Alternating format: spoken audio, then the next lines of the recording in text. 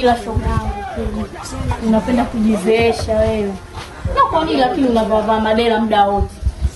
Hivi damu yangu. Yaani kila safari utakayoenda wewe umevaa madela. Wanaume sasa hivi wanataka wanawake ambao wanavaa kama mimi. No. Wanapendeza. Sasa wewe kitu gani lakini? Sikiza nikwambie ndio. Wanaume wa kweli ni mapenzi ya kweli. Angalia mwanamke ambaye anaonekana gani. Mwanaume yote atakayenipenda ndio huyo atakayenitongoza. Siwezi kutaka mimi nitongoze na mwanaume sijui vipi. Shauri yako uko kama mnyasa. Mimi wewe tena. Sasa shogangu uitwe na bidela yako hiyo una nini mpaka uitwe na hiyo bidela yako? Naitwa mimi. Hebu kakae pale kwa msubiri. Sawa kwa sababu sawa. Msubiri hapo.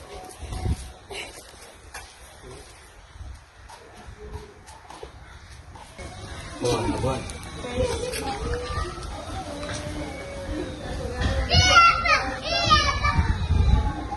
Naomba niandike namba ya rafiki yako. Mwenzangu ana bahati.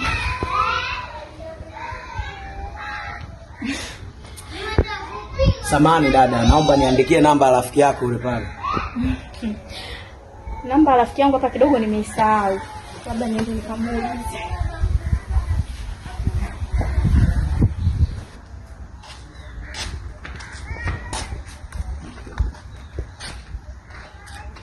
Shoga, amekwambiaje? Wewe acha tu shoga yangu. Ninakwambia amenitongoza. Ameniahidi kwamba jioni anipeleka KFC. Yaani wewe acha shoga kutongozwa raha. Hivi shoga yangu, ni una bahati au kwa sababu ya hayo mavazi uliyovaa? Shoga yangu bahati.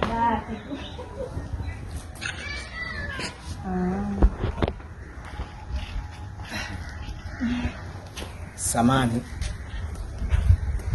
Kama hautojali lakini rafiki yako alisahau namba zako. Nilikuwa na shida na namba zako. Shoga yangu, mbona siwaelewi? Wewe umeniambia nataka kukupeleka KFC. Mnamwandikia namba. Usijali kaka, ngoja nikuandikie namba yangu.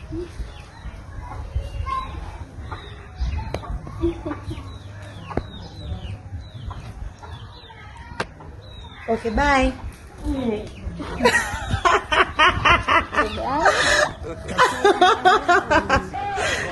Wewe, mbona unanichekesha sana?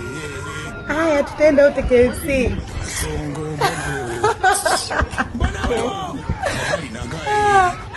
Jamani wadada wenzangu, msidanganyike.